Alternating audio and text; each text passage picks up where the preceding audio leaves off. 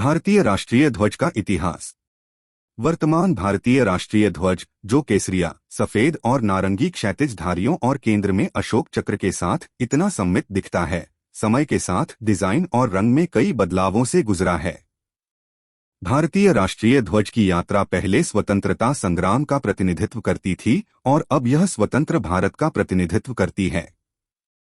भारतीय राष्ट्रीय ध्वज की यात्रा 1904 में अस्तित्व में आने वाला पहला भारतीय ध्वज सिस्टर निवेदिता द्वारा डिजाइन किया गया था। कुछ समय के लिए इस ध्वज को सिस्टर निवेदिता के ध्वज के रूप में भी जाना जाता था। झंडे के दो रंग थे, लाल और पीला। स्वतंत्रता संग्राम को लाल रंग और विजय को पीले रंग से दर्शाया गया था। झंडे पर बंगाली में वंदे मातरम लिखा हुआ था और इसके केंद्र में वज्र, एक तरह का हथियार, और एक सफेद कमल की आकृति भी थी। फिर 7 अगस्त 1906 को पारसी बागान स्क्वायर, कलकत्ता में फहराया गया ध्वज आया। इस ध्वज में नीले, पीले और लाल रंग की 3 बराबर क्षैतिज पट्टियां या बैंड थे। सबसे ऊपरी नीले बैंड में विभिन्न चरणों का प्रतिनिधित्व करने के लिए विभिन्न बिंदुओं के साथ 8 सितारे थे, जिनमें कमल का फूल खिलता है। मध्य पीले बैंड पर देवनागरी लिपि में वंदे मातरम लिखा हुआ था। प्रत्येक छोर पर सूर्य और तारा, और सबसे निचले पीले रंग के बैंड पर एक अर्धचंद्र मौजूद था। सप्तऋषि ध्वज मैडम कामा द्वारा डिजाइन किया गया था। ध्वज को पहली बार पेरिस में फहराया गया था और फिर 22 अगस्त 1907 को स्टटगार्ट में अंतर्राष्ट्रीय समाजवादी कांग्रेस में फहराया गया था।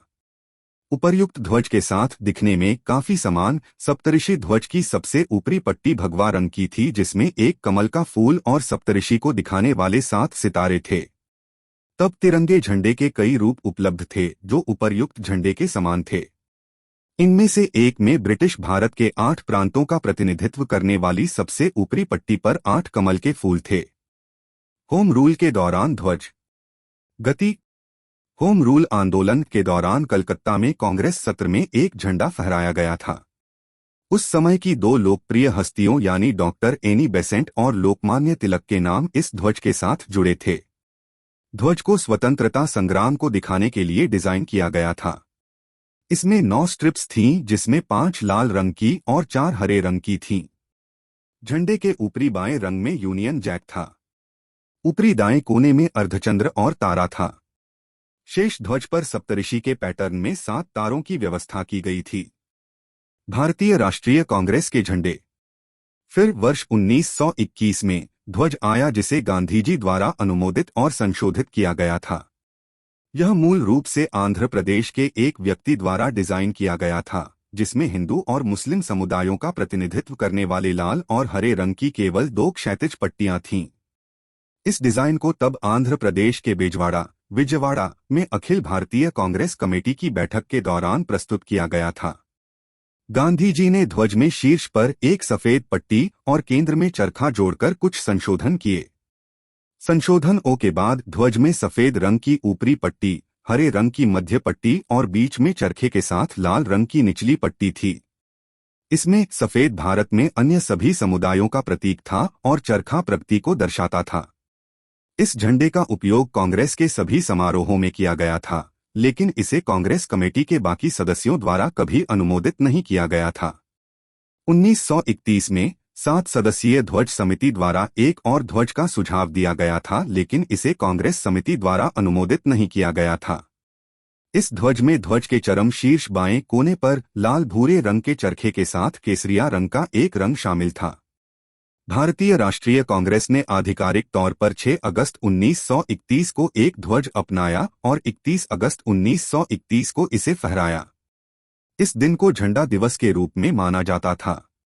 इसमें वर्तमान राष्ट्रीय ध्वज की तरह ही तिरंगा था, लेकिन केंद्र में चरखा था।